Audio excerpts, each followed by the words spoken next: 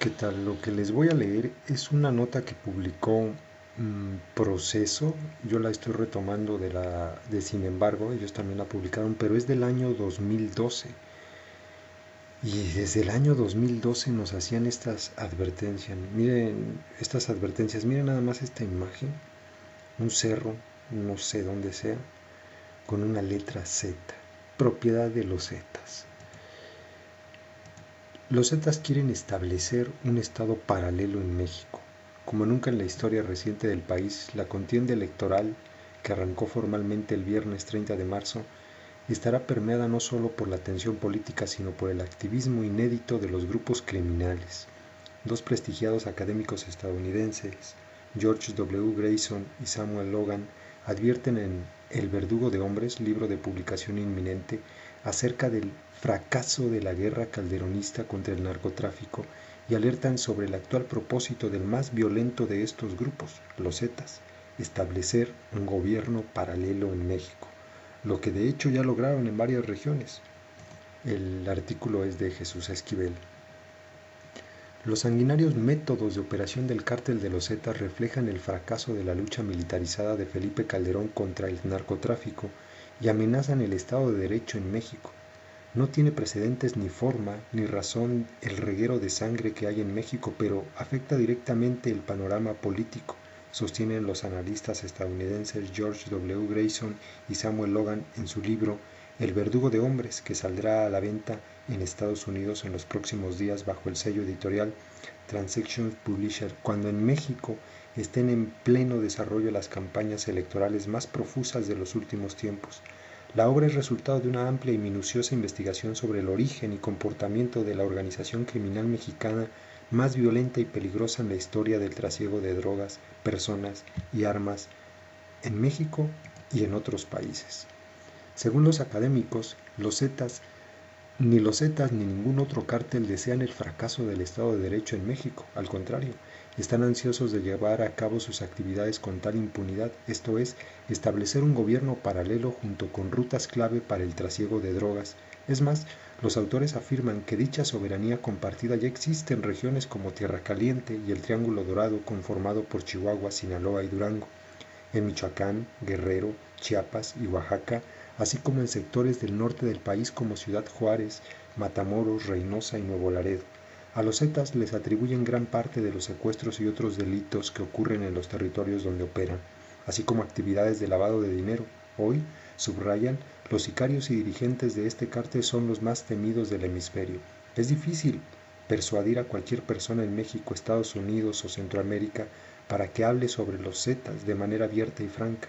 En 257 páginas, Grayson y Logan no solo indagan sobre la zetanización de México, también hacen un balance de la estrategia de Calderón para combatir a ese grupo y a sus organizaciones rivales, los cárteles del Golfo, de Sinaloa, los Caballeros Templarios y la familia michoacana, e incluso rastrean su expansión a otros países, incluido Estados Unidos. Los académicos ubican 1999 como el año en que se conformó este grupo como brazo armado del Cártel del Golfo, liderados entonces por Osiel Cárdenas Guillén. Temeroso y desconfiado, el capo contrató a Arturo Guzmán de Sena, el Z1, un exmilitar mexicano de élite, para crear un escuadrón de sicarios que garantizara su seguridad personal y eliminar o neutralizar a sus enemigos en Tamaulipas. En El verdugo de hombres, Grayson, quien imparte la materia de gobierno en la Universidad de William and Mary en el estado de Virginia, y Logan, un investigador especializado en temas de seguridad y crimen organizado, ofrecen un panorama aterrador del ambiente de inseguridad que priva en México. Ambos observan que la violencia generada por el trasiego de drogas se exacerbó a raíz de la guerra militarizada que desató Calderón con los grupos del narcotráfico y también por la disputa entre las bandas criminales por el dominio de rutas para el tráfico de drogas hacia los Estados Unidos. Para su investigación, Grayson y Logan consultaron reportajes publicados en medios de comunicación mexicanos, incluido Proceso, estadounidenses y centroamericanos, así como análisis gubernamentales y expedientes de testigos protegidos para conocer la pirámide de poder del cártel y los nombres de sus dirigentes. Según la edición de Transaction Publishers adelantó a Proceso, tras la muerte del Z1 el 21 de noviembre de 2002, la dirigencia se concentró en Heriberto Lascano, el Lasca o el Verdugo, y Miguel Ángel Treviño Morales, el Z40. Luego vinieron 16 integrantes más, algunos identificados solo por sus apodos. Ellos son los jefes de plaza. La región norte, concentrada en Monterrey y Saltillo, es controlada por Francisco el Quemado, Medina Mejía y Omar Treviño Morales, el Z42, hermano del Z40. Piedras Negras y Nogales son custodiadas por Raúl Eluqui Hernández Lechuga. La región del noroeste, en Tamaulipas, es territorio de Salvador Alfonso Martínez Escobar, La Ardilla, de Jorge López, el Chuta, de Gustavo González Castro, el Erótico, y de Alberto José González Chalate, el Paisa. En Durango, el lugarteniente de Lasca y el Z40 es José Luis Arabia, el Pepito I. En Zacatecas, el líder Z es Iván Velázquez Ceballos, el Talibán. En San Luis Potosí, una persona identificada como Alemán. En el Estado de México, Emilio Chamorro Almazán, el TJ o el Tejón. En Guerrero, Víctor Nazario Castrejón Pena. En Chiapas, el comandante Lobo. Y en Guatemala, el Z200 y Carlos Guízar. Dicen Grayson y Logan: los continuos cambios en la estructura original de la organización sobre la asignación de operaciones impiden a las autoridades identificar a los criminales que están a cargo de una plaza, ciudad o estado, lo que complica los planes para rastrear, emboscar y capturar a jefes de medio pelo. En México, la ola de crímenes que se asocian o atribuyen a los Zetas no necesariamente los cometen sus sicarios. Muchos corren a cargo de simples delincuentes que se hacen pasar por integrantes de este cártel para infundir miedo a la población. Algunos Zetas que son jefes de plaza dejan en paz a las familias después de que cooperan o pagan el monto del rescate o de la extorsión que han exigido por la libertad de sus secuestrados. En contraste, los Zetas falsos repiten la extorsión contra la familia o negocio afectado, escriben los autores, y acotan a renglón seguido: los Zetas genuinos llevan a cabo venganzas muy rápidas contra sus imitadores. La presunta alianza entre los cárteles del Golfo, Sinaloa y la familia michoacana para eliminar a los Zetas, que desde 2010 se transformó en organismo independiente, es tema recurrente a lo largo de los 12 capítulos de El Verdugo de Hombres. Los Zetas es el único cártel del narcotráfico mexicano que tiene un importante componente femenino, las Panteras, cuya estructura se concentra en el estado de Nuevo León, aunque tiene representación en otras áreas del país. Las Panteras son mujeres habilidosas que se encargan de negociar los acuerdos con los policías, políticos y oficiales militares u otros que pueden apoyar a los Zetas en sus objetivos. Si no resulta el acuerdo, una pantera puede matar a su interlocutor, indica Grayson y Logan. Dicen también que, como toda organización criminal, los Zetas tienen personal dedicado al manejo del dinero que les deja la diversidad de sus actividades criminales, en particular el trasiego y venta de droga en Estados Unidos. El encargado de las finanzas de los Zetas es el comandante Sol, de quien se desconoce su verdadera identidad. Él es quien maneja los fondos de los Zetas y se reporta directamente con el Z40 y con su hermano Omar, acota el libro. La organización del ASCA y el Z40 se distingue también por su apoyo irrestricto a quienes se muestran identificados con ellos, pues nunca abandonan a sus compañeros caídos. Los familiares de Zetas asesinados o encarcelados reciben $1,000 cada 2 semanas, señala Grayson y Logan. Por lo que respecta a los desertores, añaden, los sicarios los persiguen hasta aniquilarlos, al tiempo que hostigan a sus familiares. Para ingresar a las filas de los Zetas, los aspirantes son sometidos a rigurosos entrenamientos en centros. Incluso el Verdugo y el Z40 han instalado en Estados Unidos estos campamentos. Presuntamente los Zetas dirigen cursos de adiestramiento que usualmente duran 6 meses.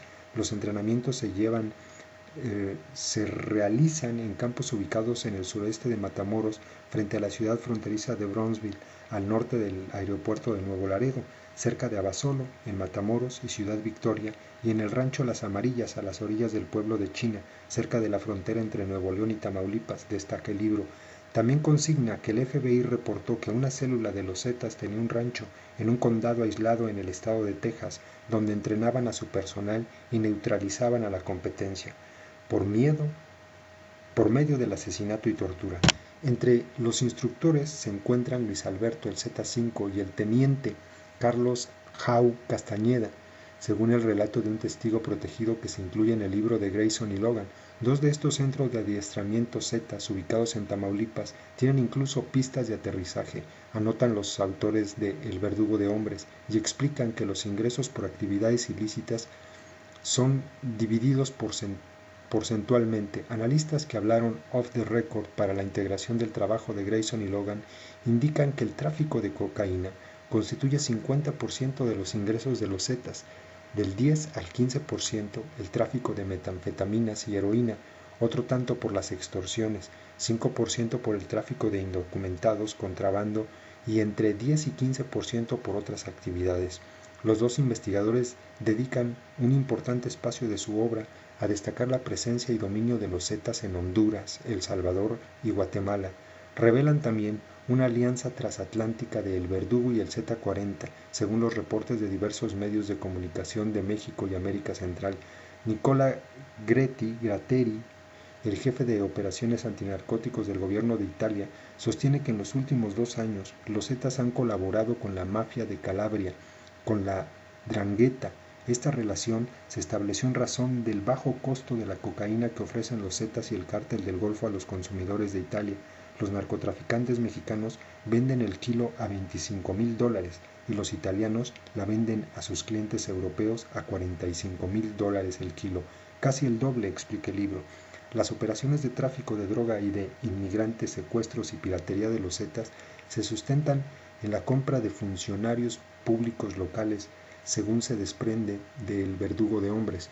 Con base a las declaraciones de un testigo protegido, Grayson y Logan afirman que un presidente municipal que trabajaba para la familia michoacana y al mismo tiempo pasa información a los Zetas recibe un salario mensual de unos $15,000. También afirma que integrantes de esta organización son especialmente sádicos y describen sus métodos para levantar, torturar, asesinar y eliminar los cuerpos de sus víctimas. En Estados Unidos, los Zetas cuentan con una red de colaboradores. Grayson y Logan aluden al proceso judicial de James Bostic, un narcotraficante confeso que compró cocaína a los Zetas de 2005 al 2 de febrero de 2010 para traficar.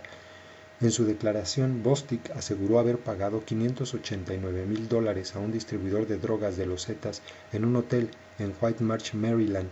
Desde mediados de 2007, investigadores federales admitieron que los narcos de esta organización tenían actividad en Tennessee y Oklahoma, donde también realizaban secuestros y extorsionaban a los ciudadanos.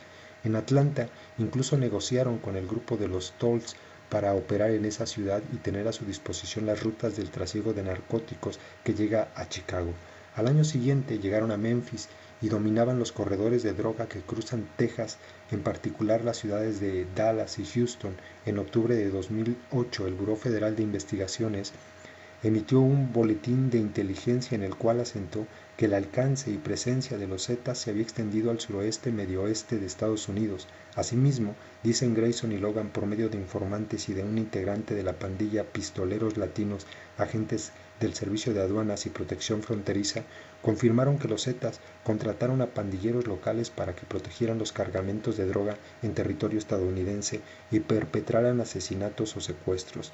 Las conclusiones de Grayson y Logan sobre el problema que representan los Zetas para México y la región son alarmantes, y su dictamen en torno a la estrategia militarizada de Calderón para contener el narcotráfico es devastador.